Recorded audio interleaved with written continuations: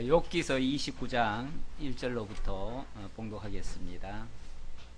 욥이 풍자하여 이르되 나는 지난 세월과 하나님이 나를 보호하시던 때가 다시 오기를 원하노라.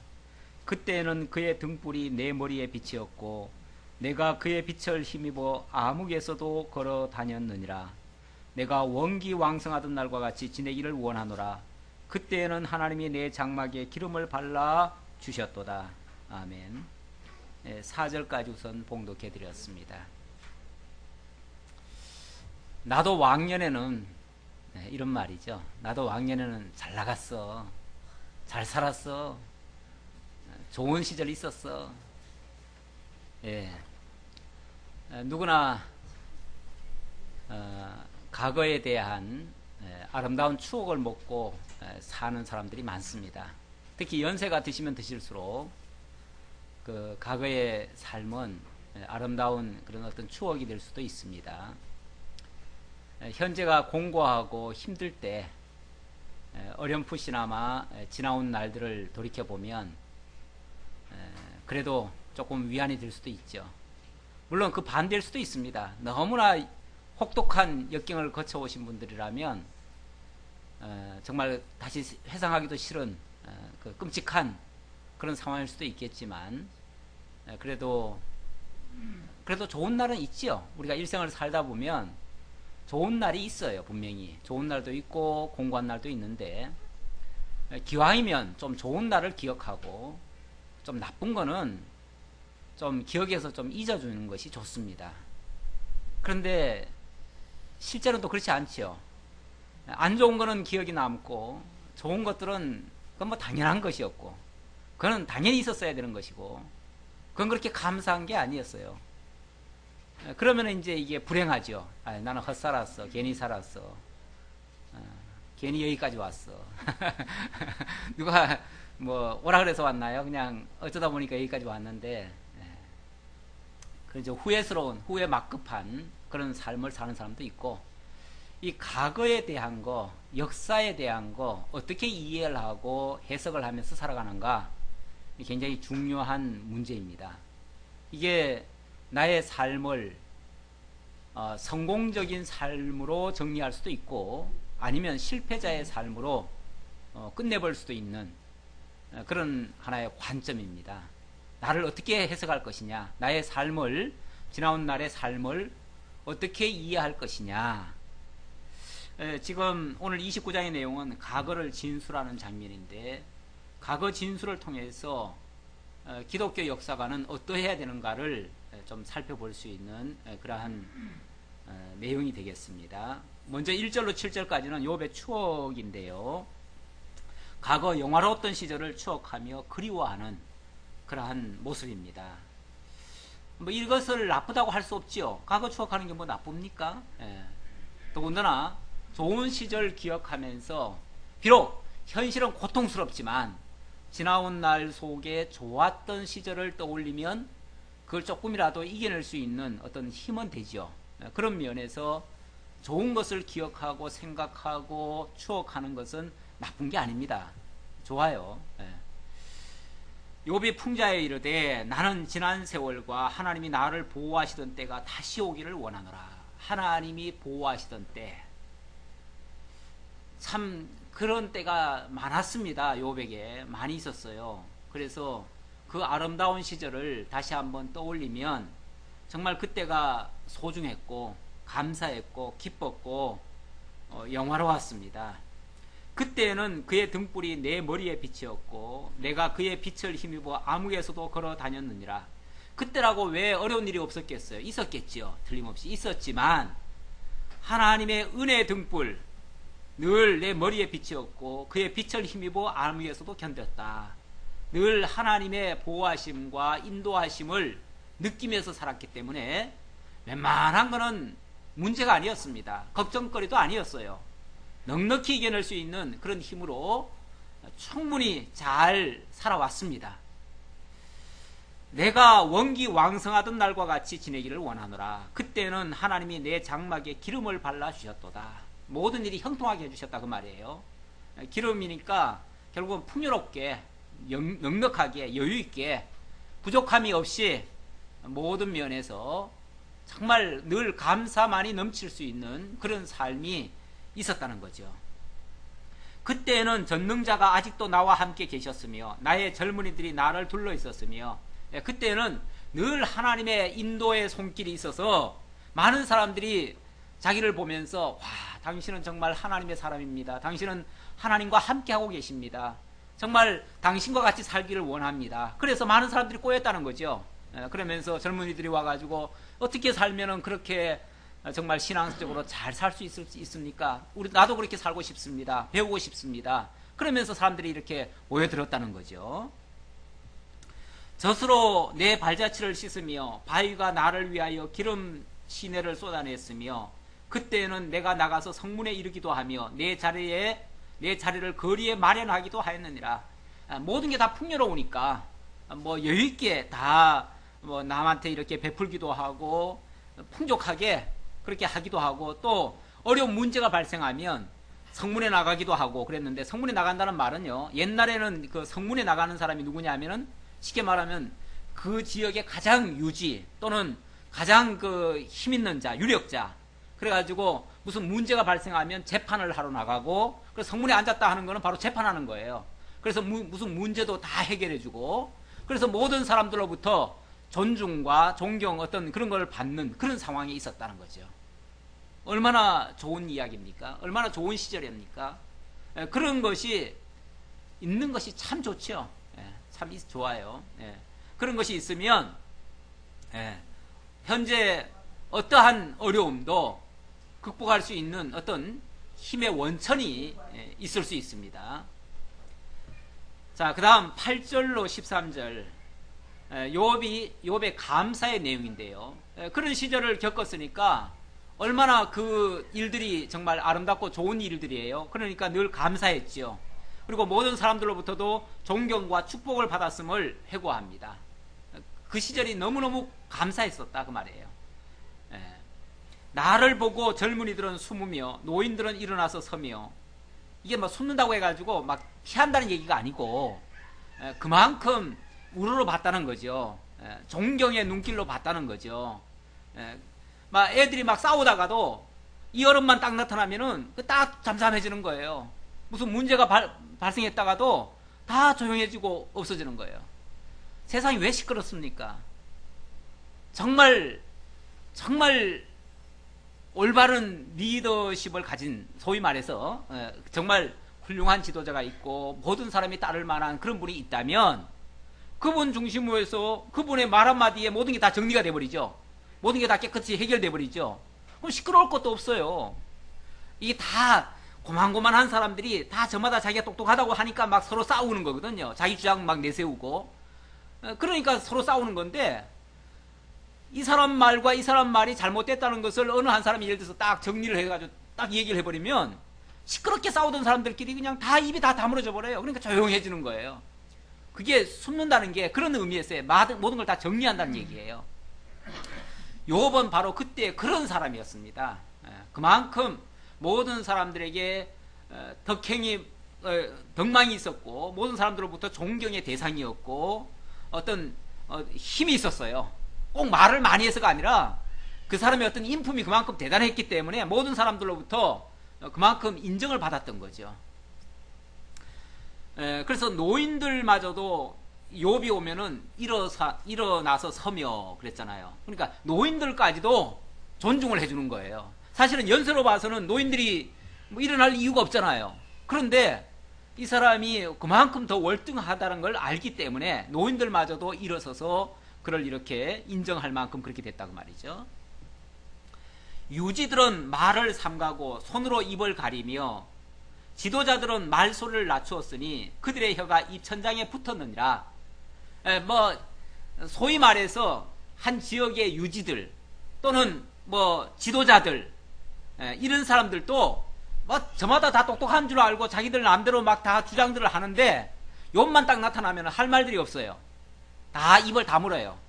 더 이상 딱 그냥 그 위에 있으니까. 그러니까 욥이 모든 사람들의 식견보다는 더 우월한 위치에서 말도 하고 행동을 하고 또 그의 그 인품이, 덕행이 있으니까 그 앞에서 그냥 다 잠잠해지는 거예요.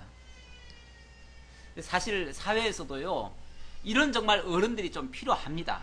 그런 어른들이 정말 말을 많이 하는 어른이 말고 말은 좀 적게 하더라도 정말 누가 봐도 뭐라고 하지 않을 만큼의 그런 사람, 그런 인격적인 존재, 그런 인격적인 존재가 있어야 다 입을 다물죠. 그랬었다. 욥이 바로 그런 사람이었다. 귀가 들은즉 나를 축복하고 눈이 본즉 나를 증언하였나니. 사람들이요, 예를 들어서 권력자들이 있잖아요. 권력자들 아니면 동네 유지들, 소위 말해서 그런 사람들이 나오면요, 앞에서는 막 아부를 합니다. 사람들이 당신 대단합니다 뭐 합니다. 그래 놓고는 뒤에 가서는요, 순 도둑놈 이렇게 뒤에 가서는 이제 또 딴소리 합니다. 소위 말해서 뒷담화를 이렇게 하죠. 그러는데 욥은 그렇지 않았다는 거죠. 정말 그 앞에서도 감히 말을 못했고 뒤에서도 정말 존경을 했다는 거죠. 존경을 하고 축복하고. 그러니까 귀가 들은즉 하는 말은 뒷소리를 들었는데 뒷소리로도 그렇게 들리더라는 거죠. 어떤 지도자들은 그냥 밤에 잠을 자기가 괴롭대잖아요. 왜냐하면 막 욕하는 소리 같은 게 들려가지고 그런 소리 때문에 낮에는 뭐 권세가 있으니까 그냥 자기 앞에는 아무도 꼼짝 못하는데 이게 뒤에서 막 뭐라고 할 것 같으니까 그 소리가 그냥 괴로워가지고 밤잠도 못 자고 그러는데, 욥은 그렇지 않았습니다. 사람들이 보면은 조용하고 안 볼 때는 축복하고 위에서 기도해주고, 정말 이러는, 정말 우러러서 누가 뭐 억지로 시키는 거 아니에요. 욥은 절대 누구를 억지로 시킨 적이 없습니다. 그냥 자기가 손수했죠. 손수 다 베풀었고 모든 사람들을 포용했고 이렇게 다 끌어안아주고 이렇게 했으니까 모두가 다 그렇게 존경하는 눈초리로 축복을 하고 그렇게 또 증언을 했다는 거죠. 사람들끼리 만나면 막 뒷담화를 까는 게 아니라 오히려 칭찬을 했다는 거죠. 정말 너무 위대해. 보면 볼수록 정말 귀해. 정말 너무 존경스러워. 어떻게 하면 저렇게 살 수 있을까? 이렇게 했었다는 거죠. 이게 뭐 위선이 아니고 진짜 모든 사람들이 그럴 정도로 그렇게 했었다. 이는 부르짖는 빈민과 도와줄 자 없는 고아를 내가 건졌습니다. 바로 이런 일을 했기 때문에 그렇다는 거죠. 아무도 돌보지 않는 사람을 돌아보고 아무도 관심 안 가진 곳을 관심을 갖고 누구도 다 그냥 미천하게 여겼던 걸 갖다가 존귀하게 여기고, 그러니까 비천한 사람도 비천하게 여기는 것이 아니라 오히려 아주 소중하게 여기고 존중을 하니까 남들도 존중하는 거죠. 그러니까 내가 존중을, 어떤 사람들은 그래요. 사람들이 왜 존중도 안 하고 윗사람을 봐도 인사도 안 하고, 예를 들어서 그런 사람들이 있어요. 어떻게 그 노인네 앞에 인사도 안 하냐고 이러는 사람이 있는데, 사실은 인사를 안 하면요, 당신을 돌아봐야 돼요. 왜 저 사람이 나한테 인사를 안 할까? 내가 그렇게 못되게 굴었나? 자기가 한번 자기를 돌아봐가지고 자기가 뭐 존경받지 못할 일이 있었다면은 한번 돌아봐가지고 그걸 좀 고쳐보든지 그렇게 해야 돼요. 사실은 정말 그렇게 하면요, 사람들이 또 알게 됩니다. 처음에는 오해할 수도 있어요. 저 친구가 지금 위선하나? 저 친구가 지금 억지로 뭘 하나? 그런데 그게 한 번, 두 번 겪고 나면요, 나중에 그 사람의 진심을 압니다. 알면, 그래, 저분의 모습은 저기 진심이야. 진짜야. 가식이 없어. 위선이 아니야. 겉으로 포장하는 게 아니야. 이렇게 되면 막 우러나오는 존경심이 있는 거죠. 그랬었다는 거죠. 사실 사람들이요, 나한테 잘해주는 사람한테는 대부분 잘해줍니다. 그리고 나중에라도 뭔가 보상받을 수 있는 사람한테는 뭘 잘 베풀어줘요. 그렇죠? 그런데 고아나 가부나 뭐 객이나 뭐 이런 사람들, 정말 나중에 가봤자 뭐 하나 보상 나오지 않을 곳, 이런 곳에는 돌보는 사람이 없어요. 왜냐하면 계산을 해보잖아요. 이 사람 도와주면 이득이 있을까 없을까? 사람들이 저마다 다 계산이 있어요. 예수 믿는 것도 다 계산하고 믿는데 예수 믿는 것도 계산하죠? 예. 하나님, 나 이거 바치면 하나님 얼마 줄래요? 그것까지 계산하는 사람들도 있는데, 어떤 사람은. 예. 그래서 일부러 11조 가불까지 하고, 미리 그 선불도 하잖아요, 선불도. 왜냐면은 많이 할수록 하나님 많이 준다고 해가지고. 예. 그래가지고, 믿습니다 하고서 앞으로 이렇게 수입 줄 줄 믿습니다 하고서 그걸 땡겨가지고 그만큼을 미리 하지요. 그건 완전히 계산적이죠. 믿는 것까지도 그러는데 뭐 남 돕는 거야 하물며 말할 게 뭐 있겠어요. 망하게 된 자도 나를 위하여 복을 빌었으며 과부의 마음이 나로 말미암아 기뻐 노래하였느니라. 망하게 된 자도 나를 위하여 복을 빌었다. 자기는 비록 망할지언정 자기는 못된 짓을 해가지고 도저히 용서받을 수 없어가지고 결국은 망하게 됐는데 그러면서도 욥은 그렇지 않았다는 것을 그들의 이불을 통해서도 증언이 됐었다는 거죠. 과부의 마음도 정말 욥으로 말미암아 기뻐 노래했었다. 그만큼 연약한 자, 가난한 자, 병든 자 이런 자들을 돌보는 그러한 모습, 하나의 예표적인 모습이기도 한데 이런 모습이 결국 그리스도가 이 땅에 오셔서의 나타내신 모습들 아닙니까? 그리스도가 이 땅에 가장 낮은 자리로 내려오셔가지고 정말 누구한테 무엇을 바라질 아니하시고 모든 것을 공급하시며 대가를 바라지 않으시고 다 당신의 모든 것을 다 희생해 가면서까지 돌보아 주신 그런 모습들, 그런 것들에 대한 하나의 예표적인 모습이에요. 자, 그 다음 욥의 정의로운 모습입니다. 욥은 연약한 자들에게 자선을 베풀었습니다. 정말 불의를 당하는 자를 보면은 불의를 참지를 못했어요. 그래서 연약하고 가난하고 병들고 또는 사회로부터 불의함을 당하는 자들을 위해서 그들을 위해서 정말 돌보아주는 그 정의로운 모습, 그런 모습을 보여주었는데 14절 봅시다. 내가 의를 옷으로 삼아 입었으며 나의 정의는 겉옷과 모자 같았었느니라. 의를 옷으로 삼아 입었대요. 늘 기본 원칙이 있어요. 원칙이 정의입니다. 원칙이 정의예요. 그러니까 정의에 반하는 일은 욥에게는 있을 수가 없는 거죠. 항상 그 정의의 기초에 가지고 그게 그냥 옷처럼 아예 그냥 세팅이 돼 버렸어요. 그 사람의 아예 그 모든 모습에서 의가 그냥 그대로 드러날 만큼 그게 완전히 세팅이 됐으니까 뭐 일부러 억지로 하는 게 아니에요. 누구 봐서 하는 게 아니에요.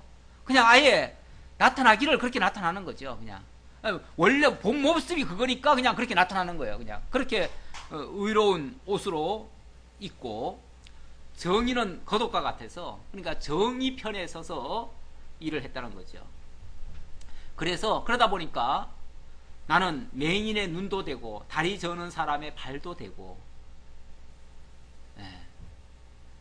우리 예수님 오셔서 가난한 자, 병든 자, 소경, 안전뱅이 그런 자들의 눈과 팔이 되어주고 다리가 되어주고 이런 모습들, 그런 것과 같다고 볼 수 있죠.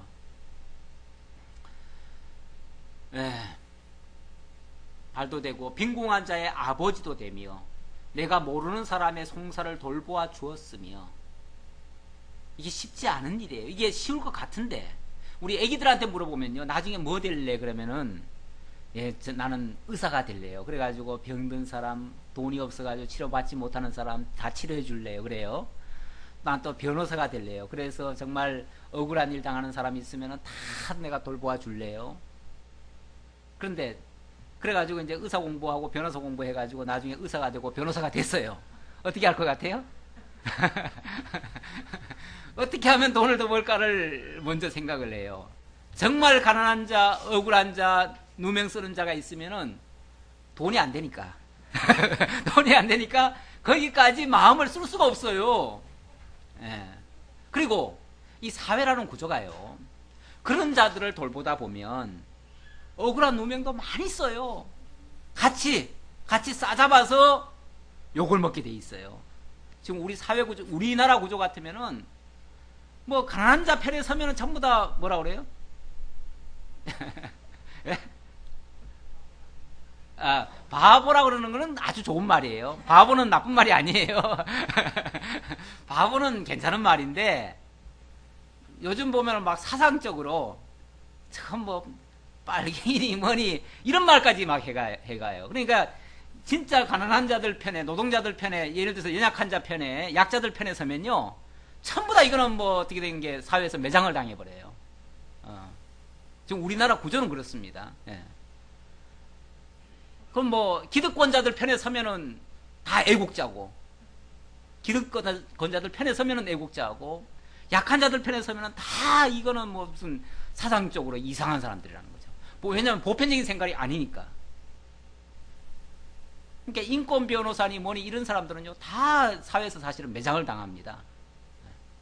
인권 변호사들은 사실 돈도 못 벌거든요. 못 벌어요. 못 버는데 사회에서 또 멸시를 당해요. 그런 사람들이 또 누가 또 도와주나요? 안 도와줘요.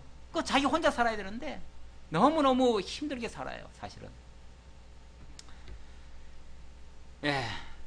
그러니까 풍요로우면서 그런데 자기가 정말 그런 상황을 겪어봤기 때문에 그런 사람들과 같이 하는 거는 쉬울 수 있습니다. 어떤 면에서. 왜? 자기가 살아봤으니까.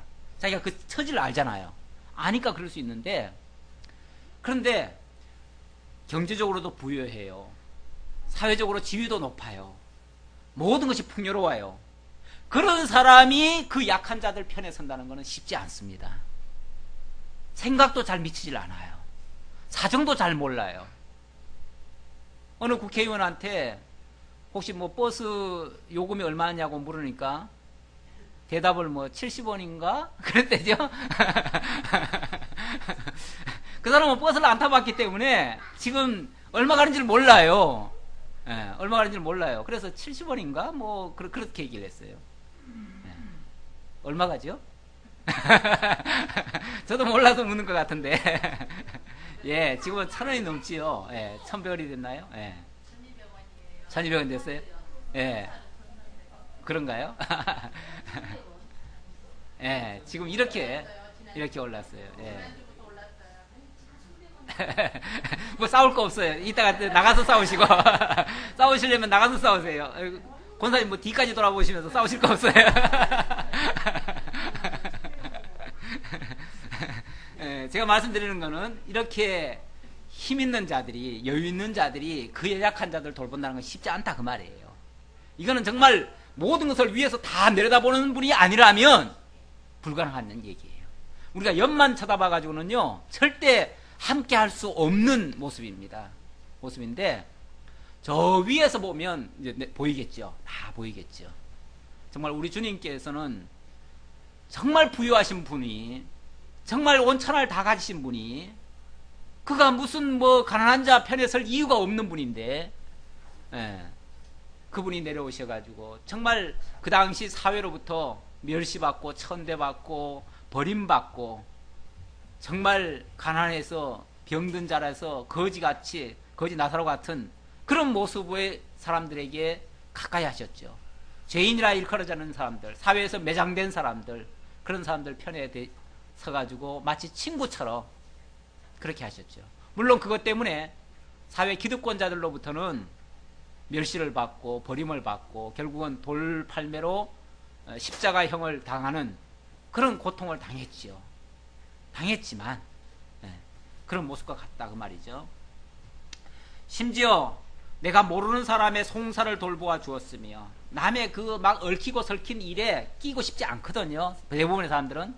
우리 보통 저도 그래요. 저도 그냥 남의 일에 안 끼고 싶어요, 사실은. 왜냐하면 끼면 골치 아프잖아. 그러니까 다 피하고 싶은데 이 욥은 정말 그런 사람들 편에 서가지고 그 연약한 자들의 그 송사를 다 들어주고, 그래서 정말 불의한 자가 있다면 불의한 자의 턱뼈를 부수고 노획한 물건을 그 이세에서 빼어내었느니라. 그러니까 그 억울함을 다 풀어줬다 그 말이에요. 억울함을 풀어줬다 그 소리예요. 이렇게 정의 편에 서서 불의를 참지 못하는, 사실 부유한 자들이 그렇게 하기가 쉽지 않은 일인데 그렇게 했었다. 그런 의미에서 정의의 사람이었다라는 것을, 이건 물론 해고입니다. 해고. 지나온 날들 자기의 삶이 그러했었다는 것을 얘기를 합니다. 그러는 가운데서 욥은 정말로 행복감을 느꼈습니다. 18절로 25절까지 욥의 행복에 대해서 이야기를 하는데요. 자기의 그 영광과 강함이, 그러면서도 영광과 강함이 남들의 머리 같았었다고 얘기를 합니다. 너무너무 행복했던 시절이었다는 것을 회상하는 말이죠. 내가 스스로 말하기를 나는 내 보금자리에서 숨을 거두며 나의 날은 모래알같이 많으리라 하였느니라. 이거는 자기가 그렇게 깨끗하게 살았고 또 의롭게 살았고 정말 베풀면서 살았기 때문에 원수질 사람이 없잖아요.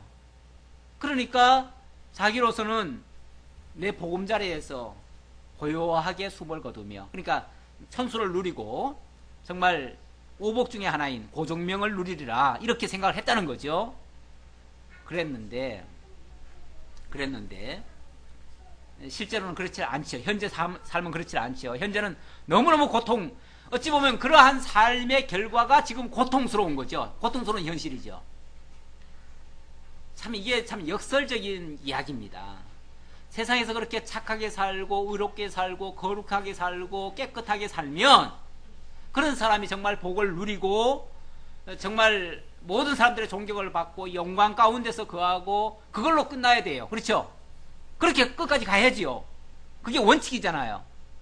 그런데 그렇게 살았던 욥이 지금 친구들로부터 멸시와 천대와 비웃음과 조롱과 온갖 욕을 다 당하고 있어요. 뿐만 아니라 육신적으로도 너무너무 지금 비참한 상황에 놓여 있어요. 그 상황만 보면은 하나님도 자기를 잊은 것 같아요. 하나님도 자기를 내버린 것 같은 느낌이에요. 얼마나 외롭고 괴롭고 힘들겠어요. 그렇죠? 물론 지금 아직까지는 해고 내용에는 아직 지금 불평을 얘기하지는 않아요. 지금까지는 행복했었다는 얘기를 하고 있어요. 자, 19절. 내 뿌리는 물로 뻗어나가고 이슬이 내 가지에서 밤을 지내고 갈 것이며. 좋다는 얘기예요, 이게. 뿌리가 물로 뻗어간다는 게 얼마나 형통하다는 얘기입니까? 그렇죠? 또 이슬이 가지에 이렇게 내린다. 그것도 아주 풍요롭게 될 것이다, 그런 뜻이에요. 내 영광은 내게 새로워지고 내 손에서 내 화살이 끊이지 않았노라.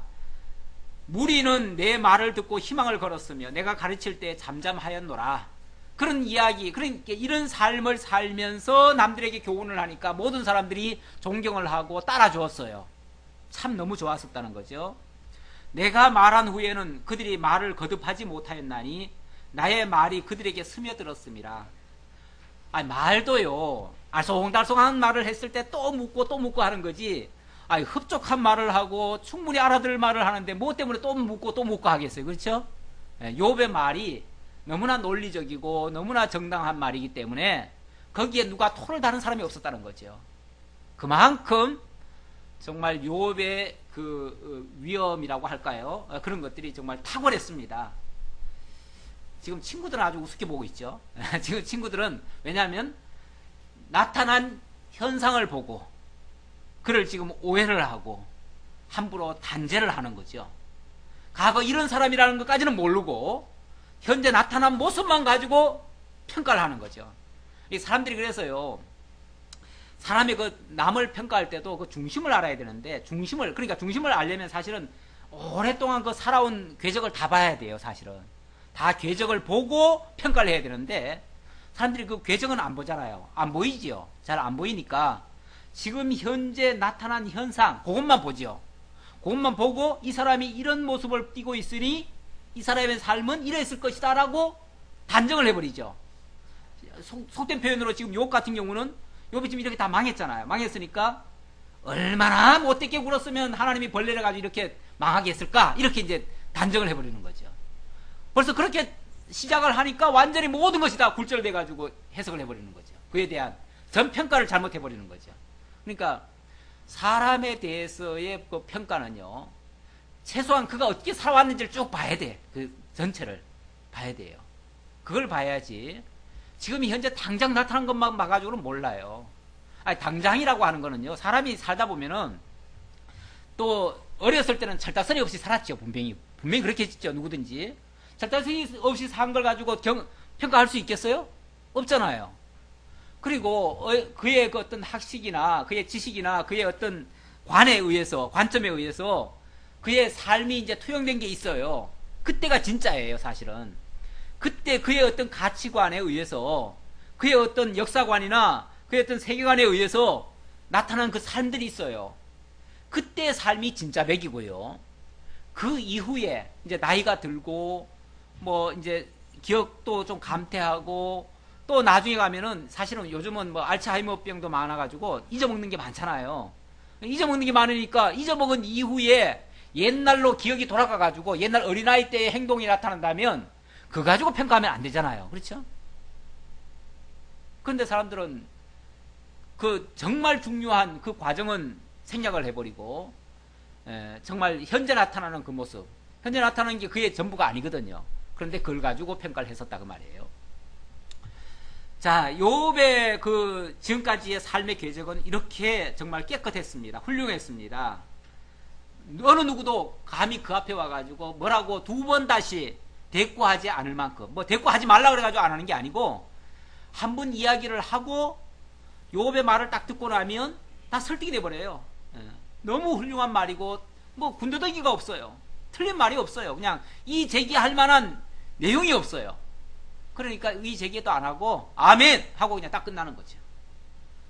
그러면은 그 말에 희망을 걸고 그 말이 그냥 그들에게 스며들어요. 스며든다는 말은 그 말씀대로 산다는 거죠. 이제 아, 그렇구나, 그렇게 살아야지 하고서 그냥 그렇게 살아간다는 거죠.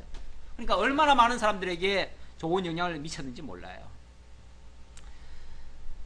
그들은 비를 기다리듯 나를 기다렸으며 봄비를 맞이하듯 입을 벌렸느니라. 늘 욥을 쳐다보면서 욥으로부터 교훈받기를 기다렸다는 거죠. 그들이 의지 없을 때 내가 미소하면 그들이 나의 얼굴빛을 무색하게 아니하였느니라. 그들이 너무 힘들어가지고 어떤 문제가 발생해가지고 괴로워할 때 그냥 욥이 한번 이렇게 쳐다만 봐줘도, 그냥 잔잔한 미소로 이렇게 바라만 봐줘도 그가 힘이 불끈 나가지고 아 그렇지, 그냥 자기가 해석들을 다 하는 거예요. 욥만 쳐다보면 욥이 곧 지혜의 셈이야. 쉽게 말하면 지혜의 셈이라서 욥만 딱 쳐다보면은 내가 뭐 물으려고 했는데 욥을 쳐다보는 순간 해답이 다 나왔어요. 벌써 해답이 다 나와가지고 그냥 욥은 그냥 잔잔하게 그냥 미소만 보이는 거죠. 미소만 보이면은 그냥 해답이 돼가지고 나가서 그들이 올바르게 사는 이런 모습이 나타났다는 거죠. 정말 세상에 이런 인품을 가진 분이 계시면 얼마나 좋겠어요. 이런 분이 정말 우리가 소망하고 기다리는데 아직까지는 찾기가 힘들죠. 우리 주님 외에는 주님 외에는 찾기가 힘들죠. 내가 그들의 길을 택하여 주고 으뜸되는 자리에 앉았나니 왕이 군대 중에 있는 것과도 같았고 애곡하는 자를 위로하는 사람과도 같았느니라. 자기의 역할이, 자기의 무슨 뭐 직분이 꼭 그렇게 높아서가 아니라 모든 사람들이 자기를 통해서 그런 영향을 받고 좋은 결과를 맺고 하니까 마치 자기는 왕이 아니지만 왕자리에 있는 것과 같고 모든 사람들에게 정말 위로하는 그런 사람의 모습과도 같았었다. 자기의 바로 역할이 그런 역할을 했었다. 자, 이런 날들을 기억하니까 얼마나 행복합니까? 그렇죠? 욥은 정말 행복했던 사람이에요. 지금 현실이 너무 괴롭긴 하지만 조금만 과거를 회상하면 너무너무 행복했던 사람이에요.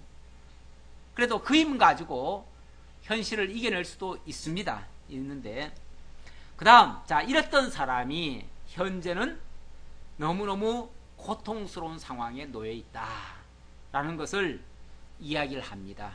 이제 고난을 진술하는 장면인데 이걸 제가 부제로 기독교 섭리관이다 이렇게 제가 부제를 달았어요.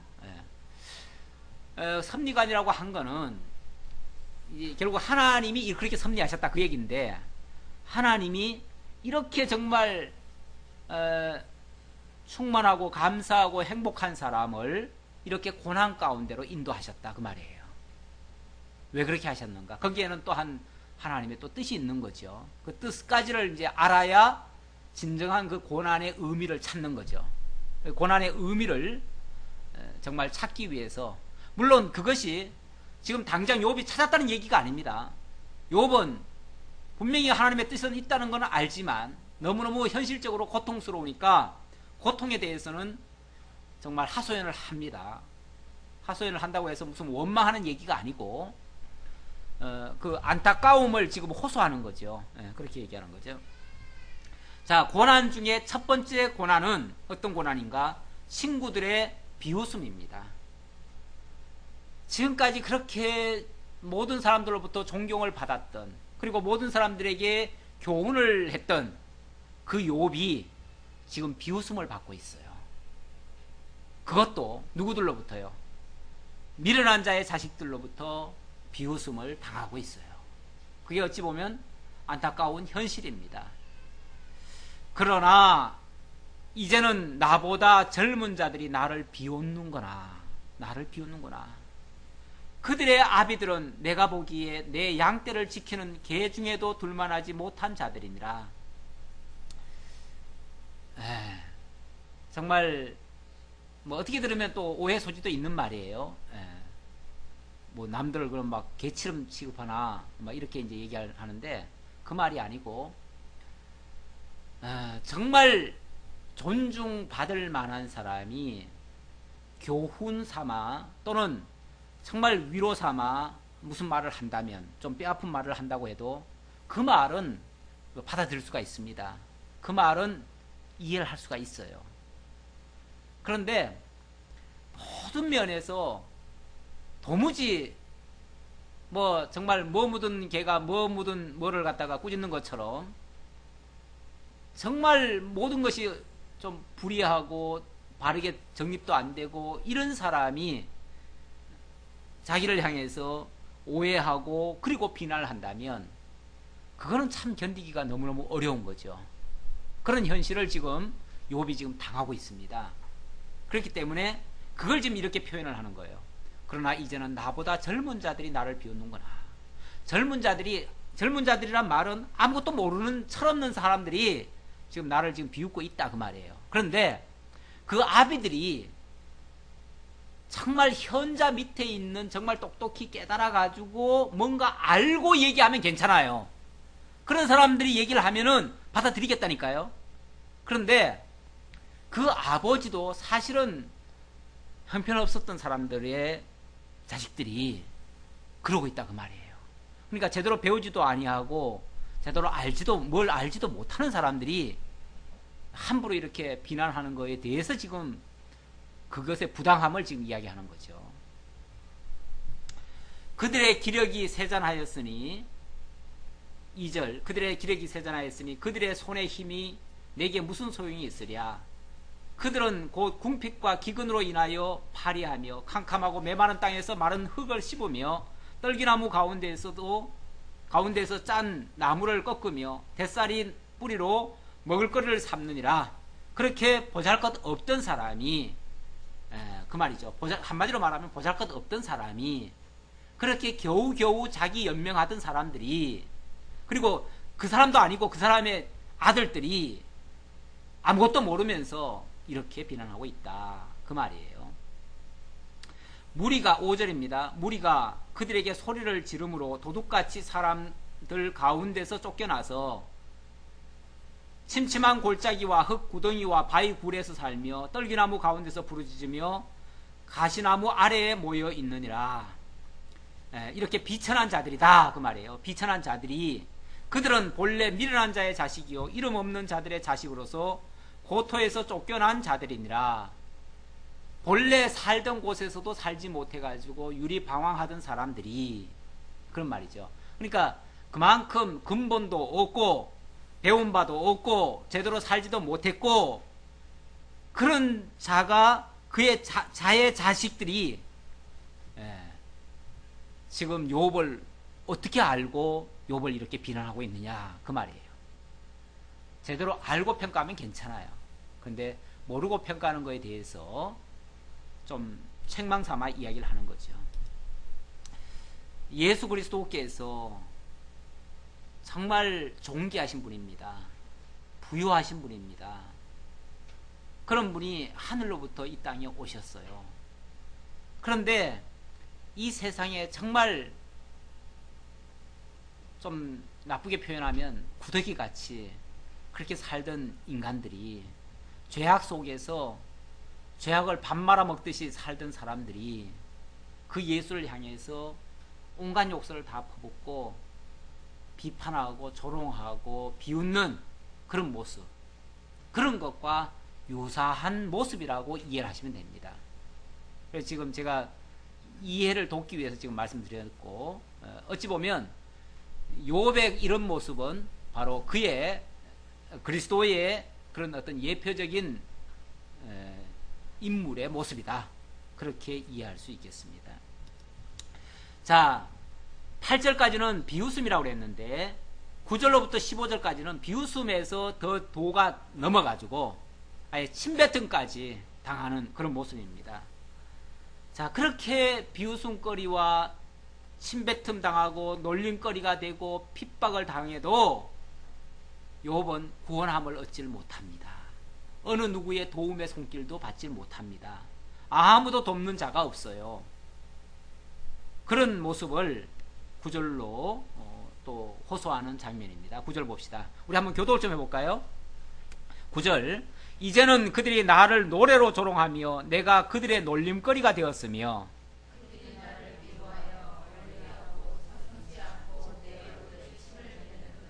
이는 하나님이 내 활사위를 늘어지게 하시고 나를 공고하게 하심으로 무리가 내 앞에서 굴레를 벗었음이니라.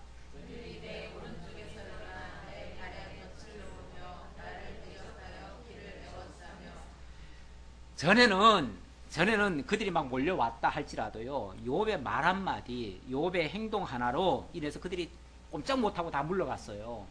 다 잠잠했어요. 욥 앞에서는 말도 못했다 그랬잖아요. 그만큼 욥의 어떤 권위가 있었고 욥의 모든 것이 사실은 그들에게 이렇게 좀 막혀 들어갔는데, 이제 하나님이 욥의 화살이 늘어지게 만들어 버렸어요. 이 말은 설득력이 없게 만들었다는 거죠. 욥이 말을 해도 이제 설득력도 없고, 또 욥이 뭐라고 이제 교훈을 해도 또 행동을 해도 진심으로 안 받는다는 거죠. 이제 모든 것이 이제 다 욥의 행동을 그들이 다 오해하는 거예요. 다 오해하고 인정을 않는 거죠, 이제. 그러니까 이런 상황에서 그들을 설득한들 무슨 소용이 있고 그들에게 대꾸한들 무슨 의미가 있어요. 그렇죠? 소용없다는 거죠, 지금. 그러면서도 일방적으로 그냥 당할 뿐이에요. 당하는 거예요, 그냥. 자, 그래서 12절 봅시다. 그들이 내 오른쪽에서 일어나 내 발에 덫을 놓으며 나를 대적하며 길을 에워싸며, 다시 시작.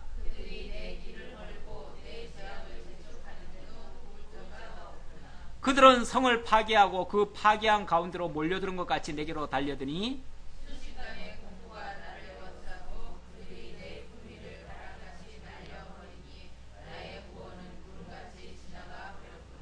더 이상 소망이 없을 정도로 그런 상황을 맞이해도 누구 하나 돕는 사람도 없고 편히 대주는 사람도 없고, 완전히 구원이라고 하는 거는 자기에게서는 완전히 멀어진 것 같은 모습.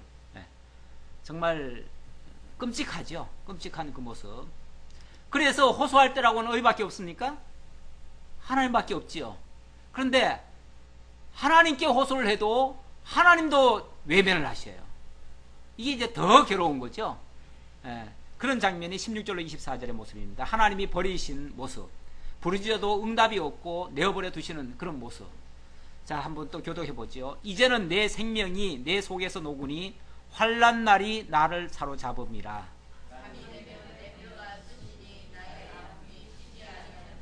그가 큰 능력으로 나의 옷을 떨쳐버리시며 나의 옷깃으로 나를 휘어잡으시는구나.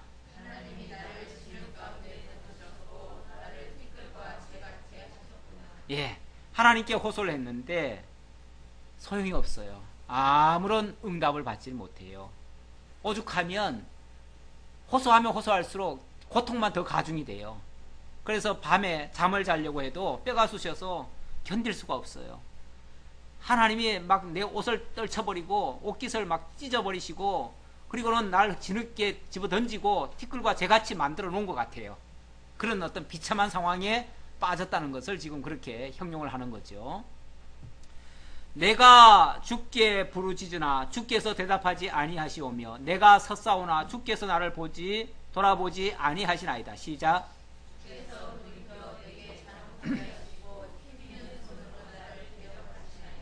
나를 바람 위에 들어 불려가게 하시며 무서운 힘으로 나를 던져 버리시나이다.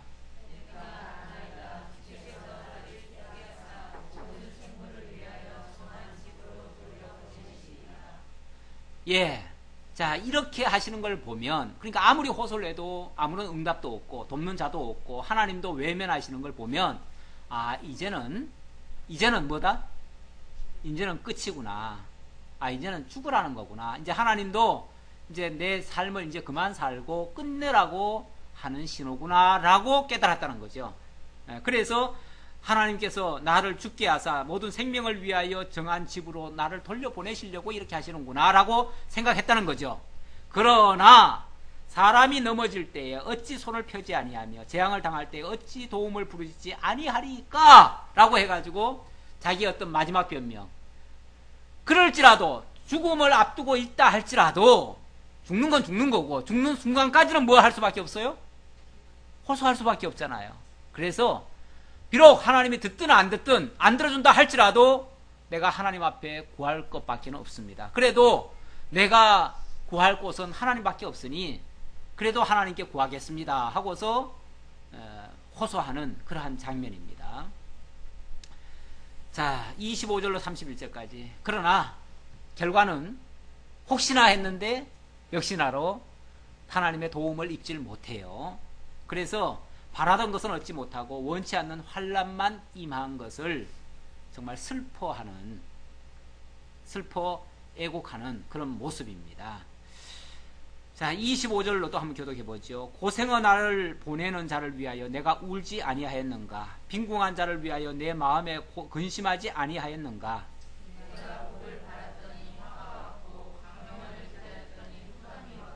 내 마음이 들끓어 고요함이 없구나. 환난 날이 내게 임하였구나.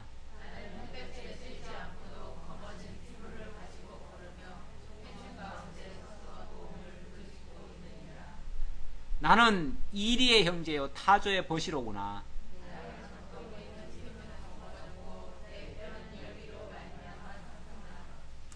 이리의 형제요 타조의 벗이라는 말은 정말 몰인정한 그런 짐승의 형제처럼 아무에게도 도움을 입지 못한다, 그런 뜻이죠. 이 타조는 뭐 새끼를 낳아놓고는 그냥 내팽개 쳐놓고 그냥 가는 모양이에요. 그래도 지가 알아서 깨가지고 알아서 사는 모양이에요. 그러니까 그냥 그런 것처럼 그냥 버림받았다, 그런 뜻으로 얘기를 하는 거죠. 그냥 버림받은 모습. 그래서 내 수금은 통곡이 되었고 내 피리는 애곡이 되었구나. 그래서 자기에게서 자기가 취할 수 있는 게 지금 수금 뭐 피리를 부는데 그게 다 슬픔의 호소로 나오고 있다는 거죠. 그러니까 아무리 자기가 하나님 앞에 호소를 해도 이게 응답이 없다. 예수님의 그 마지막 모습, 예수님이 십자가에 못 박혀 죽으실 때에 마지막으로 막 기도하시죠. 눈물 흘리시면서, 물론 상황이 조금 다를 수 있지만 어떤 예표적인 모습에서 지금 동질성을 찾는 겁니다. 예수님이 마지막 그 겟세마네 기도에서도 정말 눈물이 핏방울 되도록 그렇게 기도를 하셨고요. 또 마지막 십자가 상에서도 엘리 엘리 라마 사박다니 하셨어요. 무슨 소리죠? 하나님이여 하나님이여 어찌하여 나를 버리시나이까. 하나님이 완전히 버리신 모습. 물론 예수님이 뭐 하나님이 자기를 버렸다고 얘기를 한 겁니까? 예수님이 우리가 지금 알고 있는 예수님은 어떤 분이시죠? 그 자신이 하나님이시죠. 그 자신이 하나님이신데 그때 그 표현은 물론 인간적인 표현으로는 가장 최악의 상황을 얘기를 한 겁니다. 가장 큰 고통이라는 것을 말씀하신 겁니다. 예. 그리고 그 아픔이 바로 우리의 죄악을 대속하기 위한 아픔이라는 것을 지금 상징적으로 지금 표현한 겁니다. 그리고 하나님이 어찌하여 나를 버리셨나이까 하는 말은 성경을 이루신 그 당사자라는 걸 표적적으로 보여준 겁니다. 표징적으로 보여준 겁니다. 결국은 당신은 그리스도로서 대속주의 자격으로서 지금 그 말씀을 하신 거지 하나님으로서 그 말씀을 한 게 아니에요. 대속주의 자격으로서 하신 말씀이에요. 지금 욥의 이 모습은 바로 그렇게 대속주로서의 그런 고난 당하실 것을 예표적인 사람으로서 그런 고난을 하나님께서 겪게 하시고 그런 호소를 하게 만드시고 그 호소가 결국은 장차 그리스도의 고난을 우리로 하여금 깨닫도록 언약하도록 예표적으로 언약하도록 그렇게 만드신 겁니다. 그런 의미에서 우리가 욥의 고난을 이해할 수 있습니다. 욥은 분명히 인간입니다. 우리와 똑같은 사람이에요. 똑같은 사람인데 똑같은 사람으로서 일반 인간으로서는 겪을 수 없는 상황을 겪은 거예요. 도저히 겪을 수가 없어요. 이겨낼 수가 없어요. 그런 고통을 겪게 해놓고 그리고는 자기 힘으로는 못 이겨냈는데 결국 하나님께서 승리하게 만드시죠. 끝끝내 참게 만들죠. 참게 해가지고 결국 인내 사람으로 성경에 등재되도록 그렇게 만드셨어요. 그렇게 해놓고 그것이 바로 장차 오실 그리스도, 죄 없이 이 땅에 오셔서 까닭 없이 고난을 받으시고 그렇게 정말 하나님께 버림받듯이 그런 아픔을 호소할 것을 이렇게 지금 미리 구약 성경에다가 사건으로서 이렇게 기록을 해놓은 거예요. 해놓고 장차 메시아의 고난을 예표적으로 보여주는 거죠, 우리에게.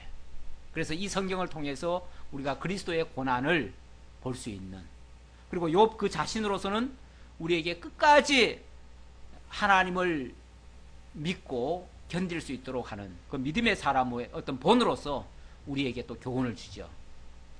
그래서 오늘 우리 야고보서 사도도 너희가 욥의 인내를 알았나니 하면서 정말 신약교회 성도들도 극한 상황 속에서도 하나님을 생각함으로 참고 인내하라고 하는, 그리고 욥의 인내를 통해서 마침내 진짜 복의 사람, 그러니까 과정적으로는 원래 복 있는 사람인데 복 있는 사람이 과정적으로 고난을 당하죠. 현실적으로는 이해할 수 없는 정말 복과는 거리가 먼 것 같은 결과에 나타났죠. 그러다가 결국은 어떻게 됐습니까? 그걸 잘 참고 인내해서 결국은 복의 사람으로 귀결이 됐죠. 복 중에 가장 큰 복을 받은 사람으로 등장이 되잖아요. 그래서 결국 복의 사람은 그런 고난을 겪지만 끝끝내 복이 있음을 우리들에게 하나의 실물 교훈으로 보여주고 있습니다. 그걸 우리들에게 가르쳐주기 위한 이 예고의 말씀, 예언의 말씀이라는 것을 오늘도 확인을 했습니다. 기도하겠습니다. 하나님 아버지, 참 감사합니다. 욥기서를 통해서 보면 볼수록 욥의 인물 됨됨이 인간적인 모습보다는 예수 그리스도의 그 모습을 우리로 하여금 보게 하시고 내다보게 하시고 바라보게 하시고 또 그러한 성품으로 우리를 자라가게 하시려고 또 많은 연단 가운데서 우리를 또 훈련시키신다는 것도 또한 기억하고, 끝끝내 하나님께서는 실패하게 하는 것이 아니라 승리케 하신다는 것을 기억하고 우리도 잘 참고 인내할 수 있는 믿음의 사람들이 다 될 수 있도록 함께 해 주옵소서. 인도해 주심을 감사하고 예수님의 이름으로 기도하옵나이다. 아멘.